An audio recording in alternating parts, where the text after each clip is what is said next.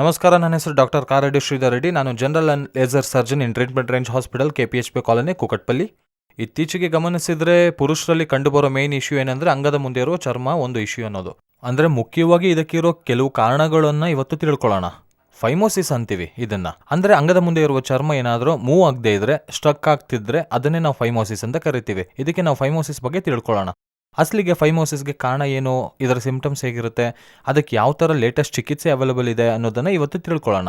ಈ ಫೈಮೋಸಿಸ್ ಅಂದರೆ ಏನು ಅಂದರೆ ಅಂಗದ ಮುಂದೆ ಇರುವ ಚರ್ಮ ಏನಿದೆ ಅದು ಯೂಶಲ್ ಆಗಿ ಫ್ರೀಯಾಗಿ ಮೂವ್ ಆಗ್ತಾ ಇರಬೇಕು. ಬಟ್ ತುಂಬ ಜನಕ್ಕೆ ಏನಾಗುತ್ತೆ ಅಂದರೆ ಸ್ವಲ್ಪ ಟೈಟ್ ಆಗಿ ಮೂವ್ ಆಗುತ್ತೆ. ಕೆಲವರಿಗೆ ಅಸಲಿಗೆ ಮೂವೇ ಆಗಲ್ಲ. ಕೆಲವರಿಗೆ ಪಿನ್ ಪಾಯಿಂಟ್ ರೀತಿಯಾದ ಚಿಕ್ಕ ಹೋಲ್ ಮಾತ್ರನೇ ಕಾಣಿಸ್ತಿರುತ್ತೆ ಒಳಗೆ. ಅಸಲಿಗೆ ಹಿಂದಕ್ಕೆ ಹೋಗೋದೇ ಇಲ್ಲ, ಪೂರ್ತಿ ಟೈಟ್ ಆಗಿ ಒಂಥರ ಕಂಪ್ಲೀಟ್ ಆಗಿ ಮುಚ್ಚಿ ಹೋಗಿರುತ್ತೆ. ಕೆಲವರಿಗೆ ಚರ್ಮ ಅಂಟ್ಕೊಂಡಿರುತ್ತೆ. ಇನ್ನು ಕೆಲವರಿಗೆ ಶುಗರ್ ಇರೋ ಪೇಷಂಟ್ಗಾದ್ರೆ ಪೂರ್ತಿ ಲೋಳೆ ಥರ ಬರ್ತಿರುತ್ತೆ, ಕೆಂಪಗಾಗೋಗೋದು, ಅಷ್ಟೇ ಅಲ್ಲದೆ ಸಿಕ್ಕಾಕೊಳ್ಳೋದು. ಇವೆಲ್ಲ ಕಾರಣಗಳನ್ನು ನಾವು ಫೈಮೋಸಿಸ್ ಅಂತ ಕರಿತೀವಿ. ಅಂದರೆ ಅಂಗದ ಮುಂದೆ ಇರೋ ಚರ್ಮ ಏನಿದೆ ಅದು ಫ್ರೀಯಾಗಿ ಮೂವ್ ಆಗ್ತಾ ಇರಬೇಕು, ಅದನ್ನು ನಾರ್ಮಲ್ ಅಂತೀವಿ. ಹಾಗೆ ಯಾವಾಗ ಅಬ್ನಾರ್ಮಲ್ ಆಗಿ ಅಂಗದ ಮೇಲಿರುವ ಚರ್ಮ ಏನಿದೆ ಅದನ್ನು ಮೂವ್ ಆಗ್ತಿಲ್ವೋ ಅದನ್ನೇ ನಾವು ಅಬ್ನಾರ್ಮಲಿಟಿ ಅಂತ ಕರಿತೀವಿ, ಫೈಮೋಸಿಸ್ ಅಂತೀವಿ.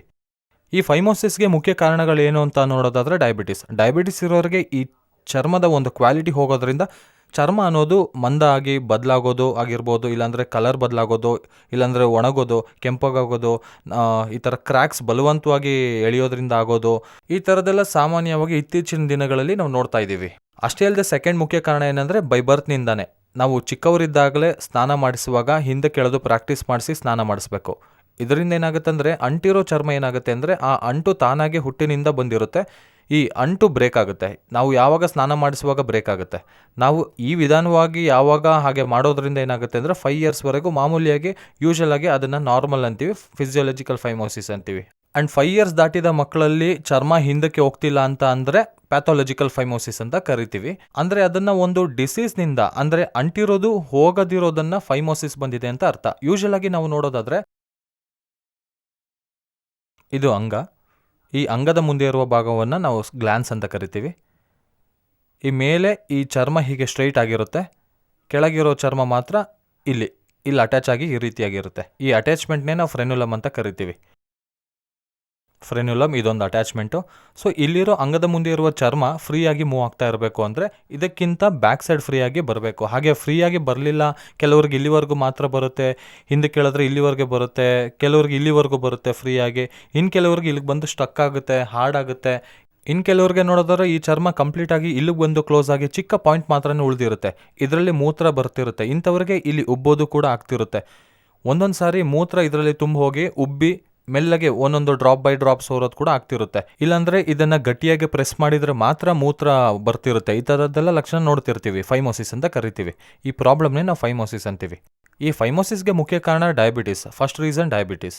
ಆದರೆ ಚಿಕ್ಕವರಿದ್ದಾಗ ನಾವು ಹೇಗಂದರೆ ಅಡೇಷನ್, ಅಂದರೆ ಈ ಚರ್ಮ ಅನ್ನೋದು ಅಂಟಿಕೊಳ್ಳುತ್ತೋ ಈ ಚರ್ಮದ ಒಂದು ಅಡೇಷನ್ನ ನಾವು ಬ್ರೇಕ್ ಮಾಡಬೇಕು. ಸ್ನಾನ ಮಾಡಿಸುವಾಗ ನಾವು ಬ್ರೇಕ್ ಮಾಡ್ತಾ ಹಿಂದಕ್ಕೆ ಮುಂದಕ್ಕೆ ಮಾಡ್ತಾ ಇರಬೇಕು, ಪ್ರಾಕ್ಟೀಸ್ ಮಾಡಬೇಕು. ಯಾವಾಗ ಪ್ರಾಕ್ಟೀಸ್ ಮಾಡಲ್ವೋ ಆ ಚರ್ಮ ಹಾಗೆ ಅಂಟಿಕೊಳ್ಳುತ್ತೆ. ಫ್ಯೂಚರ್ನಲ್ಲಿ ಟೀನೇಜ್ಗೆ ಬರೋ ಹೊತ್ತಿಗೆ ಹಿಂದಕ್ಕೆ ಬಂದಿರೋದು ಅಂಟಿಕೊಂಡು ಹಾಗೆ ಉಳಿಯೋದು, ಇಂಥದ್ದು ನಡೆಯುತ್ತೆ.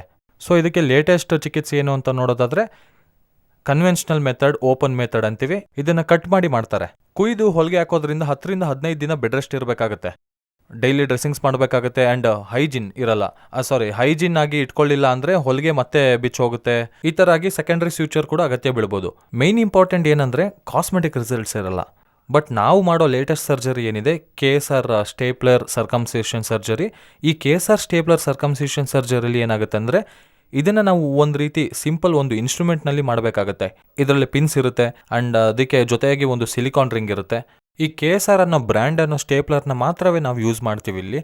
ಇದರಲ್ಲಿ ಬ್ರ್ಯಾಂಡಲ್ಲಿರೋ ಸ್ಪೆಷಾಲಿಟಿ ಏನಂದರೆ ಇದರಲ್ಲಿರೋ ಸಿಲಿಕಾನ್ ರಿಂಗ್ ತುಂಬ ತೆಳುವಾಗಿರುತ್ತೆ, ಒಂದು ಸ್ಕಿನ್ ರೀತಿಯಾಗೇ ಇರುತ್ತೆ, ಯಾವುದೇ ಥರ ಪೇಯ್ನ್ ಇರಲ್ಲ, 0 ಪೇಯ್ನ್ ಅಂತೀವಿ.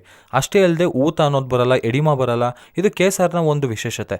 ಸೊ ನಾವಿಲ್ಲಿ ಏನು ಮಾಡ್ತೀವಿ ಅಂದರೆ ಈ ಚರ್ಮ ಏನು ಕಲ್ಪ್ರಿಟ್ ಆಗಿರುತ್ತೋ, ಈ ಚರ್ಮ ಏನು ಹಾಳಾಗಿರುತ್ತೆ ಇದನ್ನು ನಾವು ಇಲ್ಲಿವರೆಗೂ ತೆಗೆದು ಹಾಕ್ತೀವಿ. ಅಂದರೆ ಗ್ಲ್ಯಾನ್ಸ್ ಮೇಲೆ ಅರ್ಧಕ್ಕೆ ತೆಗೆದು ಹಾಕ್ತೀವಿ. ತೆಗೆಯೋದ್ರಿಂದ ಚರ್ಮ ಕಟ್ಟಾಗೋದ್ರಿಂದ ಅದು ಇಲ್ಲಿಗೆ ಬಂದು ನಿಲ್ಲುತ್ತೆ. ಸೊ ಇಲ್ಲಿ ಪಿನ್ಸ್ ಅನ್ನೋದು ನಮಗೆ ಕಾಣಿಸ್ತಾ ಇರುತ್ತೆ, ಇಲ್ಲಿ ಸಿಲಿಕಾನ್ ರಿಂಗ್ ಅನ್ನೋದಿರುತ್ತೆ. ಸೊ ಈ ಗ್ಲ್ಯಾನ್ಸ್ ಅನ್ನೋದು ಅಲ್ಟಿಮೇಟ್ ಆಗಿ ಹೊರಗುಳಿಯುತ್ತೆ. ಸೊ ಸರ್ಕಮ್ಸಿಷನಲ್ಲಿ ಒಂದು ಮೇಯ್ನ್ ಪ್ರಾಮುಖ್ಯತೆ ಏನಂದರೆ ಆ ಗ್ಲ್ಯಾನ್ಸ್ ಮೇಲೆ ಚರ್ಮ ಇರಬಾರ್ದು. ಚರ್ಮ ಇದ್ದರೆ ಮತ್ತೆ ಇದೇ ಇಶ್ಯೂ ಸ್ಟಾರ್ಟ್ ಆಗುತ್ತೆ.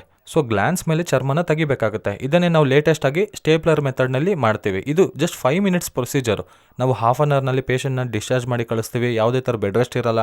ಅಂಡ್ ಮೋಸ್ಟ್ ಇಂಪಾರ್ಟೆಂಟ್ ಏನಂದ್ರೆ ಇಲ್ಲಿ ಕಾಸ್ಮೆಟಿಕ್ ಆಗಿ ನೋಡೋದಾದ್ರೆ 100ಗೆ 100% ಕಾಸ್ಮೆಟಿಕ್ ರಿಸಲ್ಟ್ಸ್ ಇರುತ್ತೆ. ಅಂಡ್ 0 ಪೇನ್ ಆಗಿರುತ್ತೆ. ಅಂಡ್ ಯಾವುದೇ ರೀತಿಯಾದ ಎಡಿಮಾ ಇರಲ್ಲ, ಯಾವುದೇ ತೊಂದರೆ ಇರಲ್ಲ. ಪೇಷಂಟ್ ಇಮಿಡಿಯೇಟ್ ಆಗಿ ಅವರವರ ಕೆಲಸಕ್ಕೆ ಹೋಗ್ಬೋದು, ಅವರವರ ಜಾಬ್ ಮಾಡ್ಕೋಬಹುದು. ಯಾವುದೇ ತರ ಬೆಡ್ ರೆಸ್ಟ್ ಇರಲ್ಲ, ಯಾವುದೇ ರೀತಿ ಪಥ್ಯ ಅವಶ್ಯಕತೆ ಇರಲ್ಲ, ತಿಂಡಿ ರಿಸ್ಟ್ರಿಕ್ಷನ್ಸ್ ಆರ್ ಫುಡ್ ರಿಸ್ಟ್ರಿಕ್ಷನ್ಸ್ ಇರಲ್ಲ. ಸೊ ಯಾರಿಗಾದ್ರೂ ಈ ಸಿಂಪ್ಟಮ್ಸ್, ನಾನು ಹೇಳಿದ ಸಿಂಪ್ಟಮ್ಸ್ ಏನಾದರೂ ಇದ್ರೆ ತಪ್ಪದೆ ನನ್ನ ಕನ್ಸಲ್ಟ್ ಮಾಡಿ. ನಾವು KSR ಸ್ಟೇಪ್ಲರ್ಸ್ ನಲ್ಲಿ ಸರ್ಕಮ್ಸಿಷನ್ ಮಾಡಿಸ್ಕೊಳ್ಳೋದ್ರಿಂದ ಈ ಪ್ರಾಬ್ಲಮ್ಸ್ ನ ಸಾಲ್ವ್ ಮಾಡಬಹುದು. Thank you very much.